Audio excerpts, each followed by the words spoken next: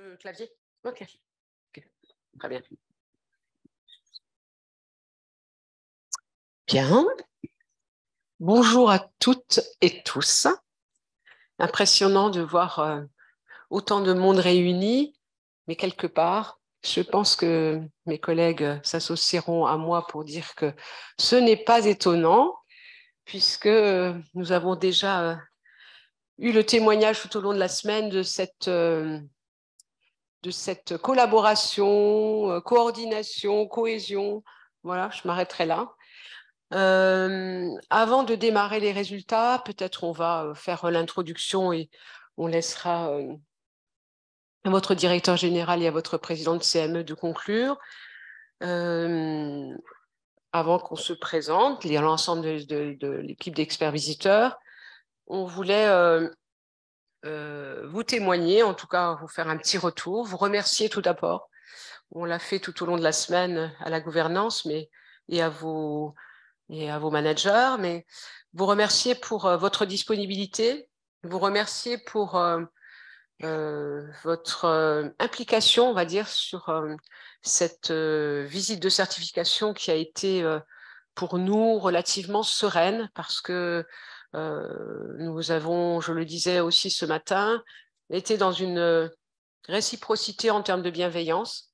Voilà, donc nous avons eu, si je peux faire également ce retour des patients tout au long des audits qui ont vraiment témoigné de votre bienveillance, de votre qualité de prise en charge. Donc, ils ont été très satisfaits lorsqu'on les a audités.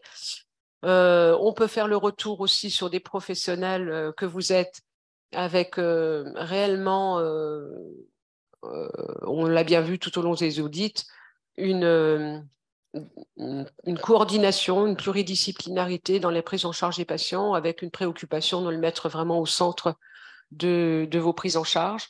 Les représentants des usagers que nous avons rencontrés également, très impliqués. Voilà. Donc, on veut vous encourager sur cette dynamique d'amélioration continue et on va démarrer la présentation sur les résultats. Mais avant, on va démarrer et vous parler de quelques éléments concernant cette semaine qui s'est passée et les principes de la certification. Alors, avant tout, je me présente. Je vais commencer. Thérèse Becker. Je suis donc expert visiteur, cette fois coordonnateur de la visite depuis à peu près une dizaine d'années. Je suis également soignante. J'ai un parcours de soignant, avec après, bien sûr, avec le temps qui passe, des ouvertures sur la direction des soins et aujourd'hui à la direction qualité, gestion des risques et relations usagers. Voilà, donc je m'approche de mes collègues. Bonjour, Lionel Vidal, je suis directeur adjoint dans un CHU de la région Sud. Moi, avec micro, là, monsieur le directeur. Caroline Tellion, anesthésiste réanimateur venant d'un hôpital parisien, orientation pédiatrique. Didier Honard, praticien hospitalier au CHU de Dijon. Je suis anesthésiste réanimateur, mais reconverti en médecine d'urgence, c'est-à-dire SAMU et urgence. Et je suis expert visiteur depuis novembre 2021. Alors, je m'approche de vous. Je prends les escaliers, hein, parce que je ne voudrais pas faire un splash. Je ne veux pas expérimenter le service des urgences. Donc, Pascal Manteil, je suis praticien hospitalier au CHU de Bordeaux et je suis expert visiteur depuis très longtemps, une vingtaine d'années. Bonjour à tous, Catherine Bidot, je suis sage-femme coordonnatrice à la maternité de l'hôpital Trousseau à Paris. Bonjour, Pascal Auriol, je suis praticien hospitalier au CHU de Saint-Étienne. Et bonjour à tous, Sophie Perriat, je suis pharmacien responsable d'unité de préparation des chimios sur l'Oncopole à Toulouse. Voilà pour la présentation de l'équipe. Se sont joints à nous les premiers jours 3 médecins que l'on appelle des médecins patients traceurs. Vous avez les noms qui s'affichent. Il s'agit de Cédric Chessac, qui est médecin généraliste et travaillant en soins palliatifs et somaticien également. Il y avait M. Sojai Raha, qui est gynécologue obstétricien, que vous avez peut-être rencontré pour certains d'entre vous. Et enfin, Oméry Alexandre, psychiatre, qui a fait essentiellement les patients traceurs sur...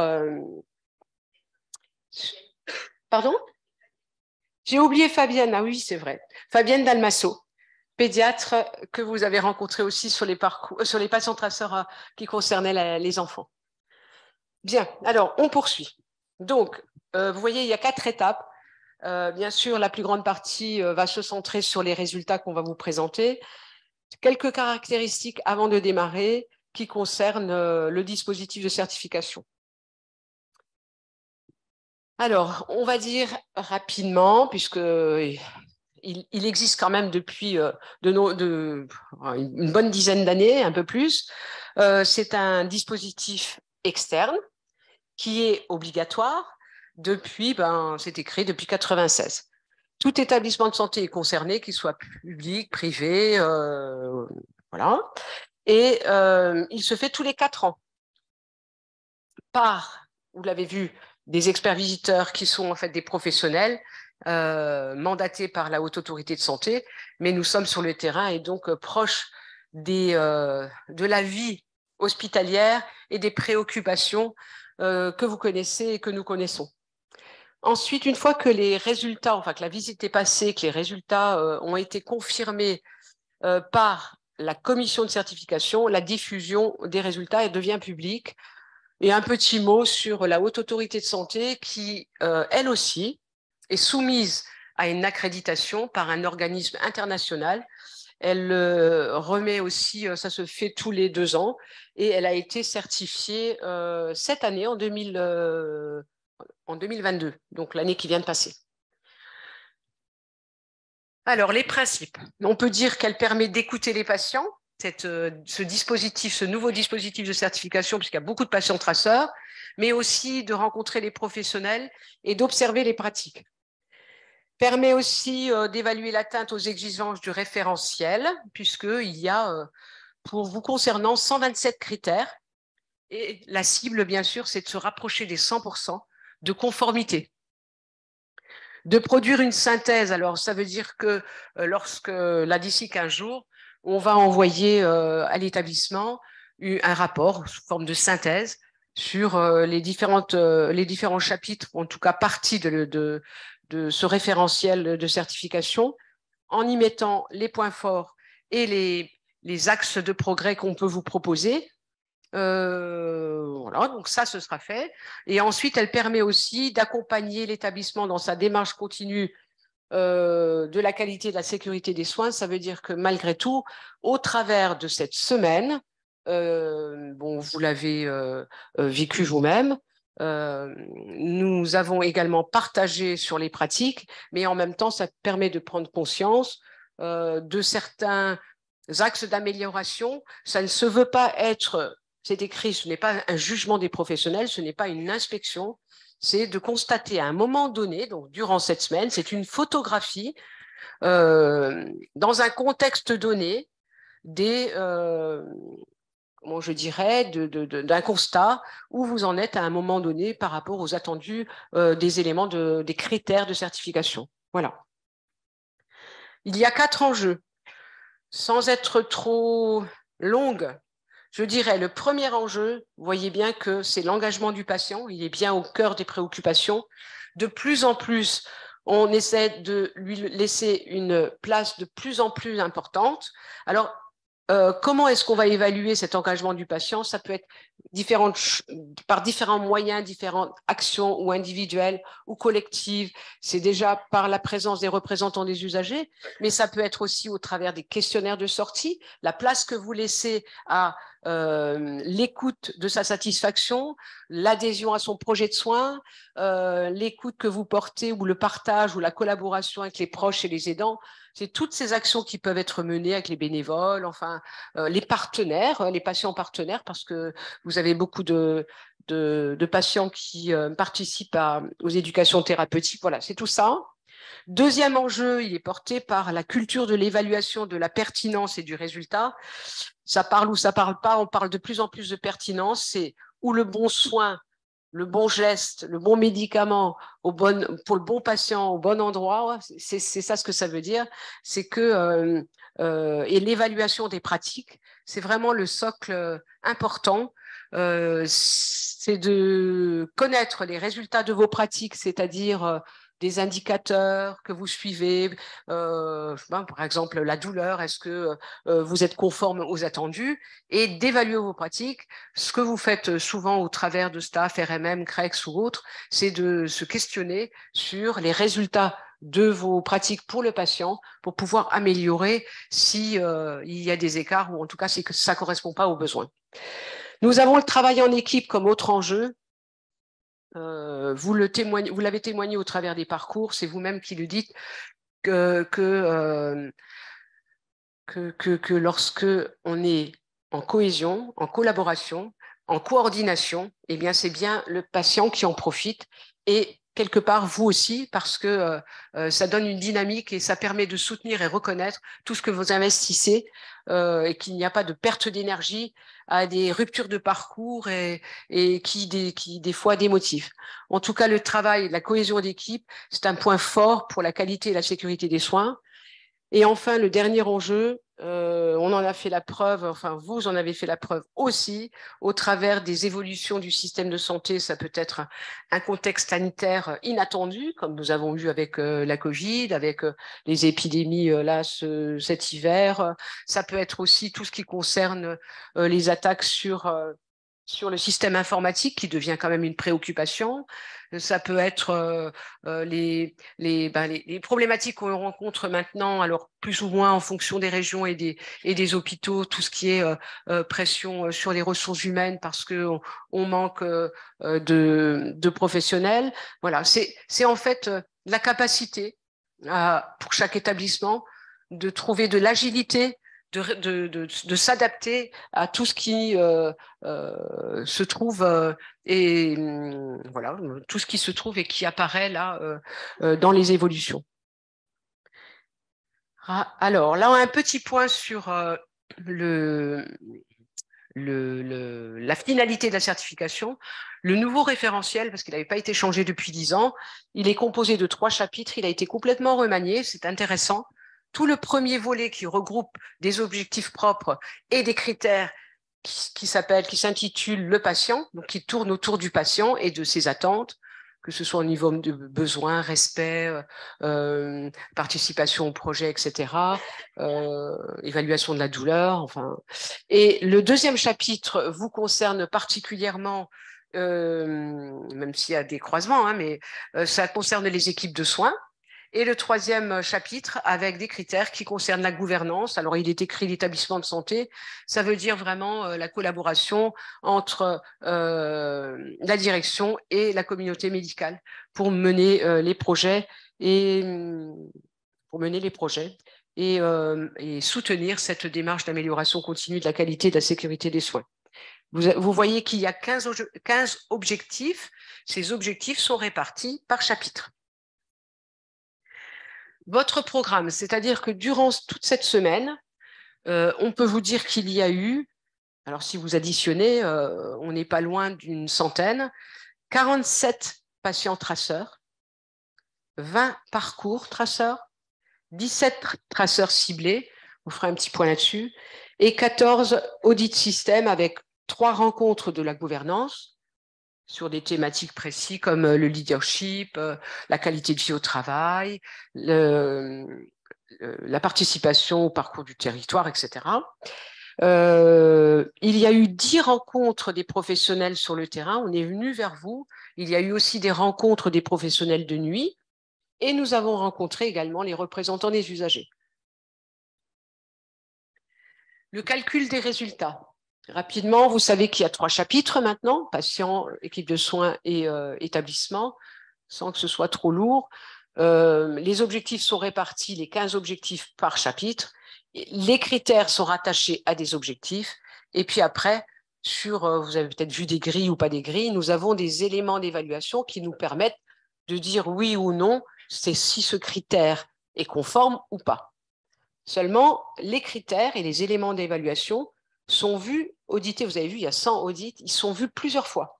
Plusieurs fois, on vous rencontre, plusieurs fois, on voit on observe votre tenue, le circuit des déchets. Vous avez vu combien de fois on a interrogé le chariot d'urgence, combien de fois on a interrogé, vous riez, mais vous avez bien raison, vous reconnaissez là derrière, combien de fois on a contrôlé les réfrigérateurs un peu partout, à médicaments, les armoires à pharmacie, enfin voilà.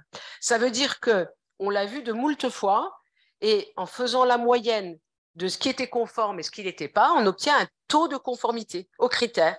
D'accord? Et comme les critères sont rattachés aux objectifs, eh ben on fait la moyenne et on a un taux de conformité pour l'objectif.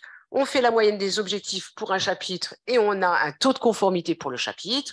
Et on fait, voilà, vous aurez en fait un résultat avec un pourcentage de conformité. Vous vous souvenez qu'il faut s'approcher de 100% de conformité. Par chapitre, c'est comme ça qu'on va vous le présenter. Voilà. Alors, la décision de certification. Comment ça va se passer? Une fois qu'on a terminé, nous avons un rapport à faire, je vous l'ai dit, qui sera envoyé dans les 15 jours à votre gouvernance. À partir de là, la Haute Autorité de Santé va tenir compte de ce rapport, des résultats qu'on va vous montrer tout à l'heure, des éventuels écarts, bon, donc des résultats, et enfin des observations parce que l'établissement a la possibilité de faire des observations qu'elle peut envoyer à la Haute Autorité de Santé au vu des résultats. Si elle veut apporter encore des informations supplémentaires, eh bien, la Haute Autorité de Santé va en tenir compte pour prononcer la décision finale. Voilà. Alors, les résultats, je vais vous montrer, donc ce sera par diapositive, vous allez voir apparaître des radars, et à tour de rôle, avec mes collègues, on va vous présenter chapitre par chapitre. Je vais d'abord vous présenter la première diapositive, qui est, vous le voyez bien, une représentation des 3 chapitres avec un taux de conformité, et on a parlé de se rapprocher des 100%, et vous voyez bien là que le taux de conformité est, alors on peut dire... on ne va pas dire surprenant, pas du tout. Il est sans doute source de fierté pour vous et vous pouvez l'être parce que cette fierté, nous l'avons aussi rencontrée au moment des audits, on venait vers vous et que vous aviez vraiment la volonté et l'engagement de montrer tout ce travail déployé. Tout, voilà. Donc, on a pour le chapitre 1, qui est le chapitre patient, un taux de 97% de conformité. Pour le chapitre 2, un taux de 95% de conformité. Et pour le chapitre 3, un taux de 97%. Donc, bravo à vous.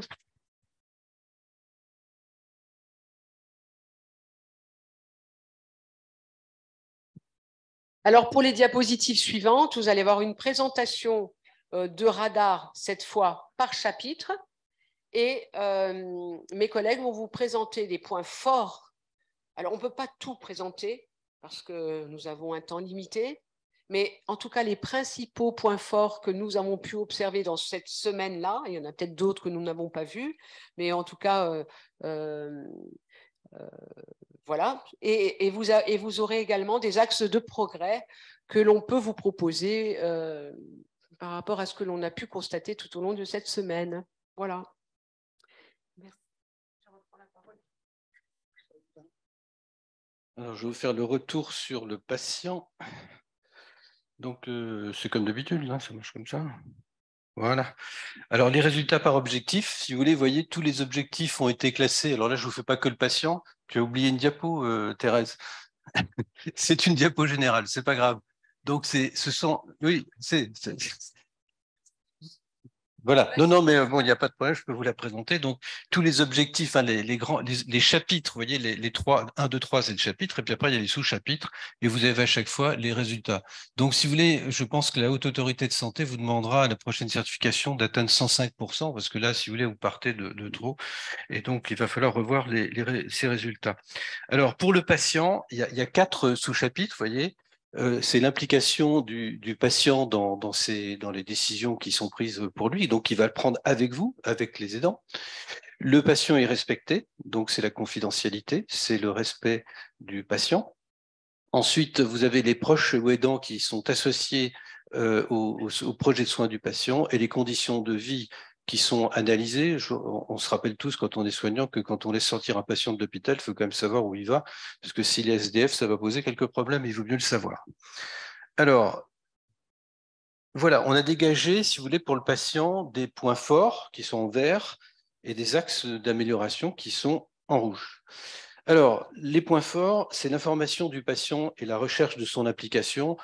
Vous avez vu, on a fait presque 50 patients traceurs. Donc, à chaque fois, je veux dire, le patient, il a été informé, il comprend ce qu'on lui fait. Enfin, vraiment, il est associé aux soins et c'est vraiment un facteur important. Donc ça, c'est parfait, ça marche très bien. La participation des proches et des aidants, en particulier pour les personnes qui seront en situation de handicap. Le respect de la bientraitance. Alors, c'est un point sur lequel je veux insister parce que on a vu partout, je dis bien partout, il n'y a pas de service d'exception de la bienfaisance des personnels, des médecins, des infirmières, des aides-soignants, des ASH. Les gens disent bonjour, se présentent. Donc, il n'y a pas de problème de ce côté-là dans l'ensemble de l'hôpital. Parce qu'on aura un problème que je vais vous développer un peu, mais je veux répéter l'importance que les personnes ne se sentent visées, la bienfaisance, elle existe partout. Alors, la prise en compte des conditions de vie, on en a vite parlé tout de suite. Alors, l'accès aux soins palliatifs, évidemment, c'est un sujet, vous n'êtes pas sans savoir qu'on est en train de réviser les lois, de se poser des questions. Je ne sais pas comment évoluera la loi. En tout cas, ce qui est sûr, c'est que les soins palliatifs sont sous-développés en France et qu'il est donc nécessaire de faire des efforts de ce côté-là. Mais vous êtes pionnier là-dedans, vous avez l'équipe mobile. Enfin, je veux dire, il y a une réflexion éthique, c'est vraiment au point. Et puis, donc, la maternité, un point important, ça fait partie des critères avancés, c'est le projet de naissance, c'est-à-dire que dès le début de la grossesse, eh bien, on fait un projet de naissance pour préparer l'arrivée de l'enfant. Donc ça, c'est les points forts. Dans les axes d'amélioration, vous avez donc les locaux et les équipements du service des urgences, que je connais bien, je connais bien les services d'urgence, ne sont pas adaptés au respect de la confidentialité et de la dignité des patients aux urgences. Alors, c'est quoi? Ça veut dire que quand on est passé, on a vu 18 brancards qui encombraient les couloirs, qui posent problème à tout le monde, aux malades comme aux médecins, comme aux infirmières. Et il s'agit d'une situation qui est chronique, c'est-à-dire que si on le voit qu'une fois, je veux dire, ça peut arriver. Je veux dire, dans un service d'urgence, il faut accepter d'avoir des coups de bourre de temps en temps. Si vous avez un gros accident sur l'autoroute, on vous amène 30 blessés, bah oui, ça va être un peu encombré.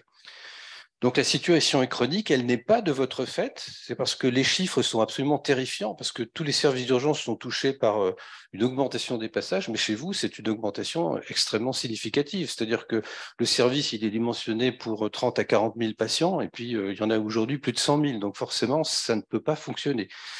Donc, si vous voulez, il faut bien comprendre la mission qu'on confie à l'expert visiteur, c'est de faire des constats. Donc, le constat, il est là. Donc, on peut pas cocher une case qu'on n'a pas vu, on peut pas se cacher les yeux. Mais c'est pas de votre fait, d'accord? C'est parce que vous avez 100 000 patients et que vous êtes dimensionné pour 40 000. Donc, les solutions, c'est pas la chaise de les proposer. Hein. Bien sûr, c'était un plan d'action à mettre en place qui comporte des actions sur l'hôpital, mais aussi des actions en amont, parce que c'est pas vous qui avez fait de la publicité pour recevoir les 100 000 patients. Enfin, moi, je ne crois pas. Voilà, donc si vous voulez, ça génère un écart, puisque dans un seul service, et je dis bien, c'est pas le fait des personnels, hein, c'est important, parce que je veux pas que les gens se sentent stigmatisés, on ne peut pas garantir la confidentialité de 18 brancards dans un couloir en plus du reste. Et je suis professionnel de terrain, je prends encore des gardes, je sais de quoi je parle. Alors ensuite, déployer le recueil de la satisfaction des patients. Vous savez qu'il y a ce critère ISATIS, le mail qui est envoyé pour savoir si le patient est content ou pas, qui est renvoyé sur l'hôpital. Ça existe depuis un moment et tout le monde ne se l'est pas encore approprié. Donc, c'est fait effectivement pour être consulté, de le travailler avec les usagers en particulier, et puis d'essayer d'améliorer, parce que quand on a une satisfaction qui est un petit peu, voilà, on essaye de monter. Hein. C'est un axe d'amélioration, mais il n'y a pas non plus de catastrophe là-dessus. Et puis, le problème de l'information des patients sur la présence des représentants des usagers. Les représentants des usagers, ils sont bien là. Alors, si vous voulez, le patient, il est informé par le livret d'accueil. À chaque fois qu'un patient est hospitalisé, vous donnez un livret d'accueil. et l'affichage dans les services. L'affichage, j'y crois pas trop parce que d'abord les malades sont plutôt couchés, enfin en tout cas ceux qui sont couchés, ils voient pas trop l'affichage. Et puis le livret d'accueil, on ne peut pas demander à l'infirmière qui accueille un malade de commenter tout le livret d'accueil. La seule chose qu'on peut lui demander, c'est de savoir répondre à la question que poserait le patient. D'accord ?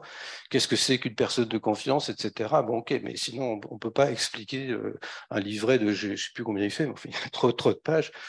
Donc voilà, l'effort à faire, mais avec, en concertation avec les représentants des usagers qui ont peut-être des idées pour augmenter un petit peu leur connaissance. Voilà. Alors, ben, je crois que j'ai fini. Oui, oui, c'est la version abrégée. Donc, je redis bien le point d'amélioration. J'espère que vous avez bien compris le. Caroline. Je vais prendre l'autre. Hein. Ou même sans. Hein. Oui. Voilà. Eh bien, oui, il paraît qu'on m'entend tout le temps, même quand j'ai pas de micro. Donc, voilà, et ça finit par faire l'arzen parce que je parle trop fort. Mais on ne se refait pas, n'est-ce pas? On essaie de s'améliorer. D'ailleurs, c'est ce qu'on va essayer de voir avec vous aussi sur les équipes de soins. Donc, ce deuxième grand volet de la certification. Et vous voyez que là, vous oscillez entre 88% et 100%, ce qui veut dire que vous avez un taux de conformité assez élevé. Donc, 4 objectifs principaux déclinés. La pertinence des parcours, on va en reparler sur la diapo suivante. Les équipes qui sont coordonnées et pour la prise en charge du patient de façon la plus possible. Des équipes qui maîtrisent les risques qui sont liés à leur pratique et des équipes qui évaluent aussi, parce que pour savoir si on fait bien, il faut systématiquement s'évaluer. Donc, des points forts, eh bien, on l'a vu, l'ensemble des experts visiteurs en ont fait la constatation. C'est une pertinence des parcours de soins qui sont argumentés entre vous, entre les professionnels du début du parcours jusqu'à la fin du parcours, y compris jusqu'à la sortie et voire même pour certaines équipes après la sortie, des parcours coordonnés et argumentés avec le patient, avec un projet de soins extrêmement bien construit et bien authentifié sur l'ensemble des équipes que nous avons pu auditer. En psychiatrie, eh bien, quelque chose sur lequel la haute autorité veille, certes, c'est un service, enfin en tout cas des quelques unités de psychiatrie, mais la présence d'un examen somatique est quelque chose que la HAS recherche, puisqu'il fut il y a quelques années, c'était quelque chose qui était oublié. Eh bien ça, dans vos services qui prennent en charge ce type de patient, eh bien vous avez effectivement cette recherche somatique qui est systématique. Vous maîtrisez les risques, vous êtes lié à vos pratiques, vous faites des évaluations, vous faites des audits, vous savez ce que c'est qu'un risque, vous faites attention tous les jours à la prise en charge de vos patients, au respect de l'hygiène, que ce soit dans les services de soins, que ce soit dans les blocs opératoires, même s'il y a toujours des nécessités de s'améliorer et de se renforcer tous les jours, car il faut jamais baisser la garde et il y a des affichages qui nous le répètent tous les jours. Donc, des évaluations de vos pratiques par des audits, mais aussi par des rencontres entre vous, des rencontres soit au sein des staffs chaque jour avec une pluridisciplinarité des personnels présents, et bien avec l'ensemble des professionnels, et ça c'est extrêmement remarquable, des discussions avec les équipes médicales, les équipes paramédicales, où tout le monde est impliqué et donne son avis sur le patient et évolue. Et de ce fait, quand il y a des événements indésirables, eh bien, il y a une analyse de ces événements qui est faite de façon collégiale, qui est partagée et avec des résultats et ce qu'on appelle des plans d'action derrière qui permettent justement d'essayer que cela ne se reproduise pas. Alors, bien entendu, tout n'est pas parfait. Il y a quand même, il faut qu'on dise qu'il y a quand même quelques bémols. Et effectivement, on ne va pas reparler des services d'urgence, mais si quand même un petit peu, car il y a des attentes de la haute autorité.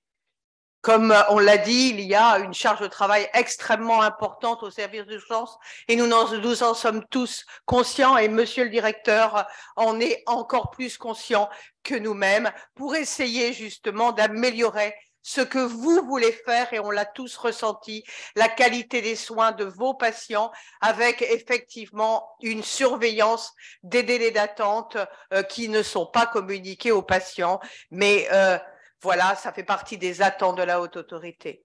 Et puis de la même façon, pour aider aussi le service d'urgence, hospitalisation et l'ensemble des services, eh bien, il serait nécessaire aussi de déployer de renfort et de déployer la surveillance des lits d'hospitalisation. Et puis derrière, eh bien, on en a parlé, l'expérience des usagers, la présence des représentants des usagers, eh bien, qu'il faut renforcer dans certains secteurs. Cela commence à être travaillé, mais il faut encore le travailler et continuer le travail que vous avez entrepris. Et puis, une dernière chose, pour un service particulier, une nécessité de renforcer la surveillance dans les patients, dans les nouveau-nés nécessitant de réanimation, et bien dans les quelques heures de post-naissance, et bien pour ces bébés fragiles, et bien une nécessité de renforcer la traçabilité. C'est pas la surveillance qui n'est pas faite. Monsieur, voilà, je vois mes collègues qui opinent du chef là en face. C'est la traçabilité. La surveillance est faite et les patients sont pris en charge, mais c'est cette traçabilité qu'il faut absolument mettre en œuvre et poursuivre.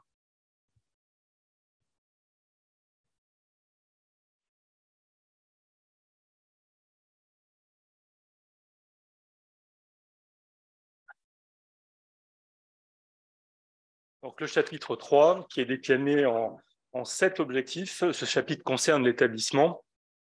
Donc, vous voyez, ça porte sur les orientations stratégiques, sur l'engagement pour les patients, sur que l'HAS qualifie de leadership, sur le travail en équipe et le développement des compétences, sur la qualité de vie au travail, sur la gestion des risques et puis sur une dynamique d'amélioration continue de la qualité. Donc, même chose, on a mis en exergue quelques points forts, hein, il y en a beaucoup d'autres, sinon vous n'auriez pas ces niveaux de conformité, et quelques axes de progrès. Alors, sur les projets territoriaux de parcours, vous êtes établissement support du groupement hospitalier de territoire. À ce titre, vous pilotez le projet médico-soignant partagé par filière, dont il est prévu qu'il soit finalisé pour la fin de cette année. Vous nouez une relation et des coopérations privilégiées avec le CHU de Montpellier, avec des autorisations partagées et des autorisations communes et des équipes partagées. Vous avez sur site une maison médicale de garde qui contribue un petit peu à désengorger votre service des urgences.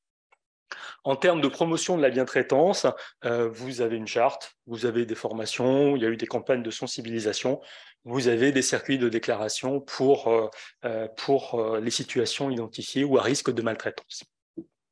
Il y a des formations management qui sont mises en œuvre et inscrites à votre plan de formation. Vous avez élaboré une politique de qualité de vie au travail sur la base d'un baromètre social, donc un questionnaire de satisfaction au travail. Cette politique, elle est intégrée à votre projet social et elle a un volet pour le personnel médical et un autre volet pour le personnel non médical.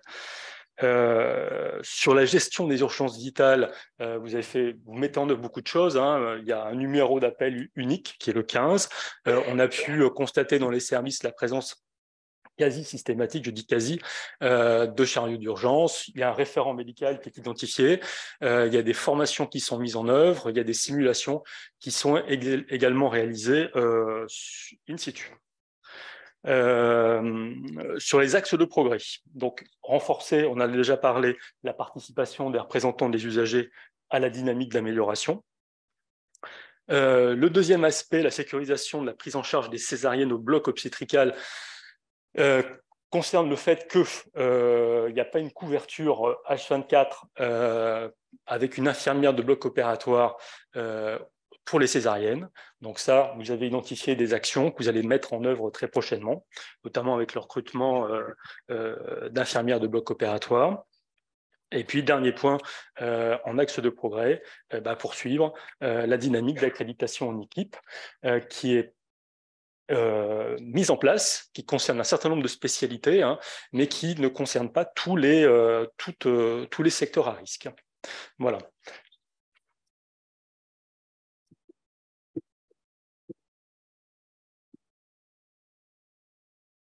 Nous avons terminé la présentation des résultats. Encore un point sur ce qu'on appelle les critères impératifs. Parmi l'ensemble de ces critères qui vous concernent, qui sont au nombre de 127, la Haute Autorité de Santé a placé pour l'ensemble des établissements des critères qu'elle nomme des critères impératifs, c'est-à-dire des choses qu'on ne veut plus voir à l'hôpital, qu'on ne voudrait plus voir d'ailleurs pour nos proches, pour ceux qu'on aime, pour nous-mêmes. C'est-à-dire, voilà, ça peut toucher au respect, à la dignité, ça peut toucher à la douleur, ça peut toucher à d'autres points que vous voyez là. Je ne vais pas tous les faire, mais enfin, voilà.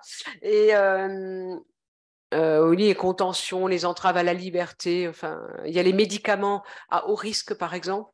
Donc, sur ces critères-là, si vous voulez, le seuil d'exigence, il est plus élevé que sur les autres critères.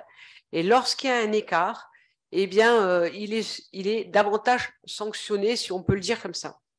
En tout cas, sur l'ensemble des impératifs, parce que nous avons parlé tout à l'heure, donc je vais quand même faire le lien pour qu'il n'y ait pas d'incohérence qui surgit dans vos réflexions. On a parlé tout à l'heure de l'impossibilité à cause de l'architecture et des locaux, de respecter quelquefois ou dans des situations particulières la dignité et la confidentialité aux urgences. Il n'empêche que ça reste un critère impératif et lorsqu'on le voit, eh bien, il est quand même à 98% de conformité. Ça veut dire quoi? Ça veut dire que c'est pas parce que il y a à un endroit donné, dans un contexte donné, parce que le contexte est quand même particulier et je pense que on vous en a déjà parlé, on vous en reparlera, cette insuffisance de place, etc.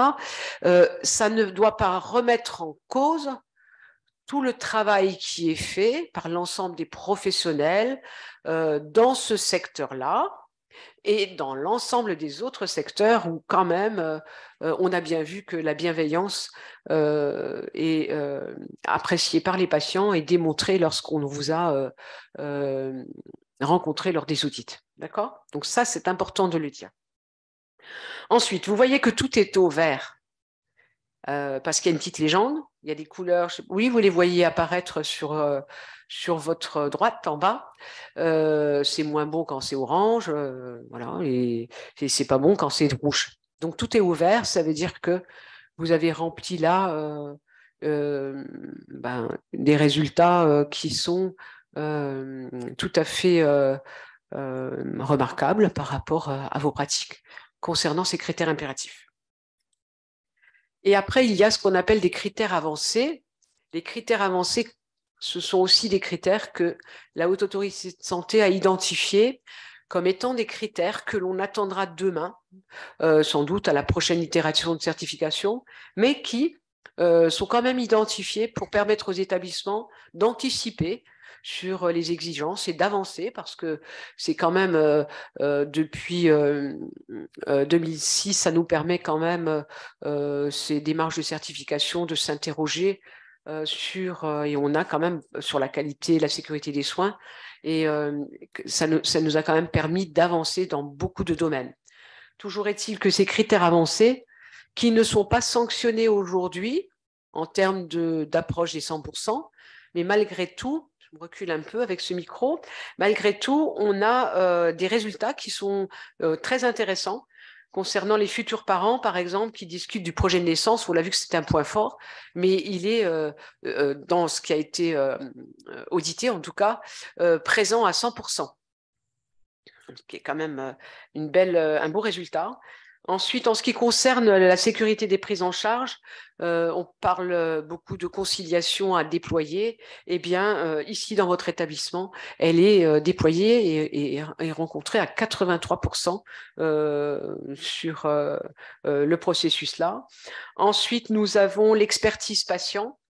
Donc, c'est une particularité donc, qui se développe de plus en plus. C'est de permettre de faire intégrer un patient atteint de maladie, qui a vécu une maladie chronique et qui va intégrer qui va intégrer et travailler en collaboration avec les équipes médicales, les équipes soignantes, pour apporter aux patients eh bien une réponse à ses besoins aussi. Je sais que vous avez beaucoup de patients experts qui participent à l'éducation thérapeutique dans beaucoup de prises en charge chroniques. Voilà, donc là, on est quand même à 98%. Et ensuite, il est demandé à la gouvernance de soutenir les démarches spécifiques d'amélioration du travail en équipe. Là aussi, tout au long des audits, de ce qu'on a constaté, eh bien, vous approchez en termes de soutien les 100%. Ensuite, l'accréditation des médecins. C'est un volet qui existe aussi depuis de nombreuses années, mais il est surtout exigé sur les secteurs à risque, comme réanimation, urgence, anesthésie, oncologie, etc. Eh bien, on est à 50% parce qu'il y a des dispositifs qui sont en place, des médecins qui sont accrédités, mais voilà, on arrive à un taux de conformité à 50%. Pour les prochaines étapes, on en a déjà parlé. Vous voyez la petite flèche rouge sur votre gauche. Eh bien, on est ici. On vient de finir cette semaine de certification. Vous allez pouvoir souffler. C'est vrai que ça doit être éprouvant, surtout après la sortie ou peut-être encore dedans de toutes ces de ce contexte particulier qui a quand même fatigué et oui, fatigué et vous avez besoin de vous ressourcer. Donc, on vient de finir. Maintenant, vous allez avoir d'ici 15 jours le rapport, un mois pour que l'établissement fasse les observations. Et ensuite, la décision sera donnée par la commission de certification. Nous ne statuons pas, nous, sur le résultat de certification. Voilà. Et ensuite, un petit mot pour tout le monde. On se fait le messager de la Haute Autorité de Santé. Il y a eu quelques soucis dans, comment je dirais, vous connaissez les réseaux sociaux et des fois ça va un peu vite. On ne peut pas dire aujourd'hui au vu des résultats, puisque la commission n'a pas siégé, que vous êtes certifié. D'accord ? Donc, il faut laisser à la commission de certification d'analyser tous les éléments, les observations, les axes de progrès qui sont présents. Et donc, une fois que la commission aura statué, que vous aurez officiellement le résultat, vous pourrez effectivement le mettre sur les réseaux sociaux, etc. Mais en tout cas, on vous rend vigilant sur ce principe-là. Par contre, que la diffusion soit faite en interne et que vous en parlez au sein de l'établissement, et là, ça ne pose aucun problème, bien sûr, puisque je comprends bien que vous souhaitez parler de ces beaux résultats et d'en être fiers et de les partager. Voilà, nous avons terminé sur ce point. Il y a un petit mot. Alors, c'est un appel à candidature. On se fait là aussi message. Pourquoi pas, c'est ainsi. Donc, vous pouvez, je ne vais pas m'étendre, mais pour ceux qui souhaitent rejoindre la Haute Autorité de Santé, il y a une possibilité. Voilà, c'est ainsi. Ça fait partie de l'offre, on va dire. Voilà. En tout cas, je m'associe à mes collègues pour comment dire, vous inviter, vous dire d'abord bravo et vous inviter à poursuivre cet élan au service des patients. Voilà. Merci.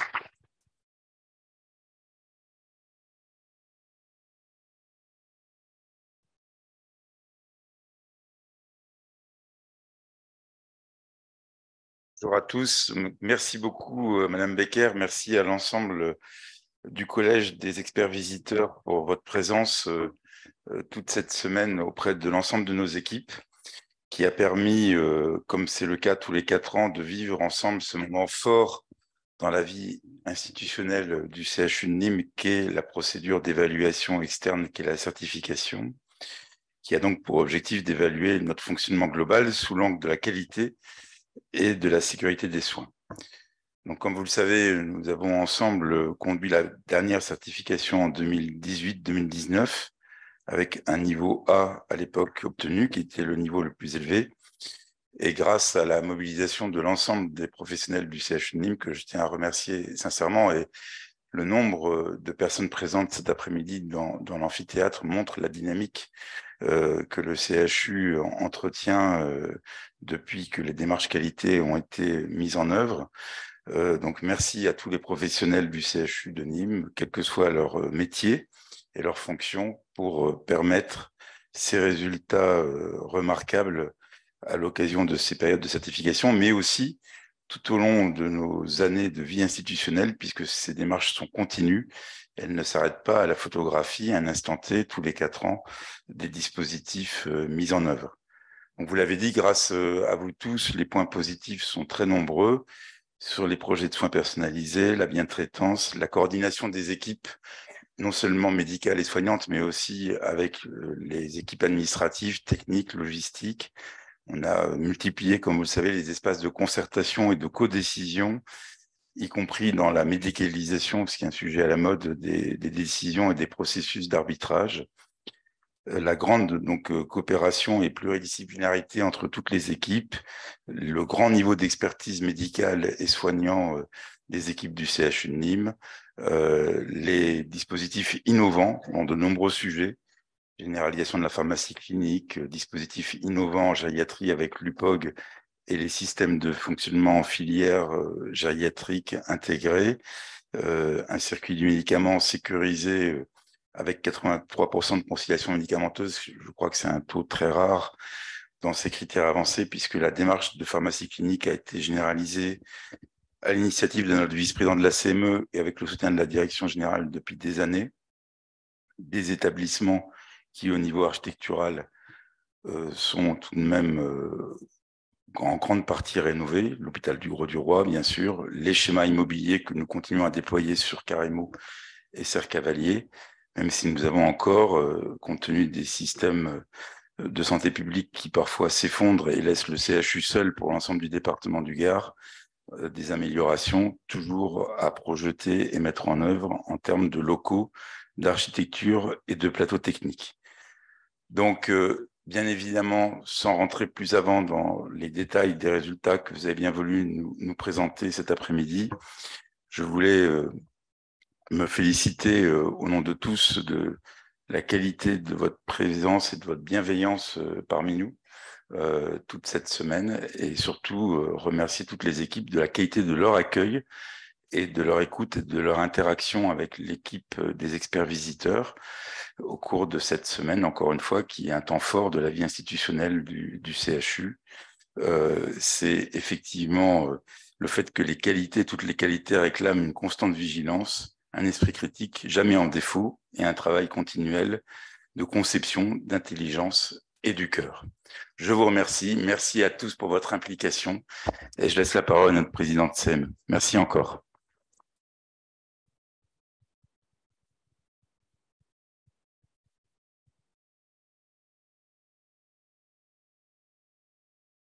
Très bien, bonjour à vous toutes et à vous tous. Tout d'abord, un remerciement nos experts visiteurs. C'est quand même une épreuve, hein, une semaine en face de vous, dans cette grande salle et ailleurs dans l'établissement. Ça reste pour un président de CME quand même une expérience particulière. Parce qu'effectivement, il faut voir les choses avec objectivité quand elles se présentent. Il faut savoir aussi, excusez-moi du terme, défendre son établissement. Et quand on a un engagement comme on peut l'être quand on est président de CME, on le vit comme quelque chose des fois de personnel. Donc, c'est pas toujours très simple à gérer, mais ça s'est plutôt bien passé. Et je vous remercie en tous les cas de votre bienveillance, que m'ont rapporté aussi les équipes soignantes dans les différents services quand vous êtes passés, où vous avez été, le mot bienveillant est revenu beaucoup de fois aujourd'hui. Hein.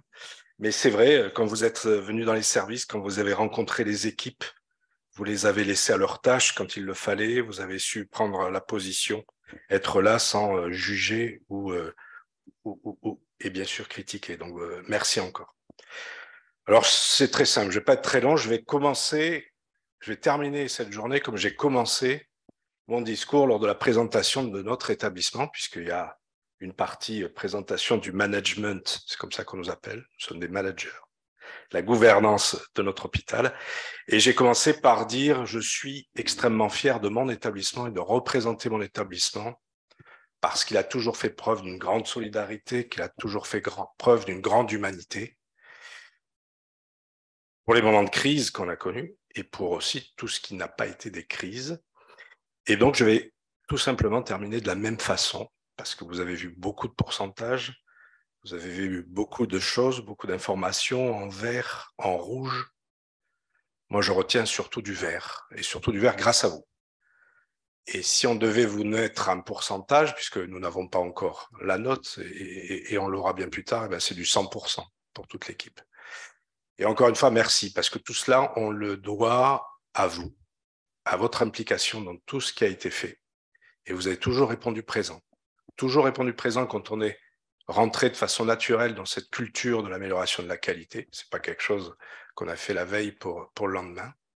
Et puis, votre implication aussi au quotidien. Quand on passait dans les couloirs cette semaine, on voyait que vous étiez très concentrés, que vous vouliez vraiment bien faire. Toutes les soirées de restitution, de la même façon. Il y avait ce même souci de faire bien le lendemain, de faire partager son expérience. Et c'est extrêmement dynamisant de voir ça. Les efforts que vous avez déployés, d'accepter d'être évalué comme vous l'avez fait, et les résultats que vous avez obtenus, qu'on a obtenus. Parce que je me mets bien évidemment pour une fois avec vous, et c'est vraiment une grande reconnaissance. Alors, on est très inquiet du résultat final et on oublie l'essentiel. L'essentiel, c'est ce que vous ont dit les experts visiteurs avec toute la bienveillance qu'ils ont exprimée sur la qualité de l'encadrement, la volonté de travailler en pluriprofessionnalisme. Ça, c'est évident, c'est difficile à dire, mais c'est bien quelque chose qui nous caractérise et dont je suis très fier. Cette notion que dès le staff du matin jusqu'à tout ce qui va se passer dans la semaine, on est autour du patient et on est dans des décisions partagées, connues, qui semblent évidentes pour vous aussi quand on vous interroge. Donc, ça veut bien dire que vous faites une intégration complète de tout le parcours de ces patients. Et enfin, ce qui est très fort aussi pour un président de CME, c'est ce que vous renvoyez comme la notion de votre établissement, l'appartenance à votre établissement. Vous défendez votre établissement. Et ça, je peux vous dire que pour nous, que ce soit un directeur général ou un président de CME, ça remet du baume au cœur. Ça redonne de l'énergie. Et moi, ce que je voulais vous dire, c'est que grâce à vous, ce soir, même si on est assez fatigué, on repart beaucoup plus fort que ce qu'on était lundi. Vraiment, ça redonne un sacré boost. On sait pourquoi on est là. Et ça, c'est toujours important. À quelque niveau qu'on soit, c'est extrêmement important de savoir pourquoi on fait tout ça. Donc voilà, encore une fois, merci beaucoup pour votre implication. Tous ces chiffres, c'est grâce à vous. C'est grâce à tous vos efforts. On verra bien la note. Ça, c'est autre chose. Mais en tous les cas, vous avez fait un boulot remarquable et je vous en remercie.